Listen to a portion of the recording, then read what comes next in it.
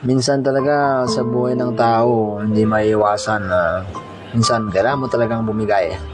Kailangan mo talagang iwan ng mga bagay-bagay, no? Para subukan naman. Subukan natin sa iba. So, sa 6 na taon na pagsusuot ko sa'yo, manginis kita, masakit man sa loob, pero kailangan na eh. Subukan naman natin sa iba. Para din sa pamilya. At sana maintindihan nyo mga Smiley. At sabi ko nga ay malaki din ang sakripisyo ko sa damit na yan. Lalong-lalo na tong bereko na to na sabi ko nga mahigit 2 taon kita pinaghirapan, pero kailangan lang kitang iwan. Ay, kailangan nating iwan at subukan naman sa iba. At sana maintindihan nyo mga ka-Smiley. At sana sa panibago kong buhay ay tulungan nawa ako ng Diyos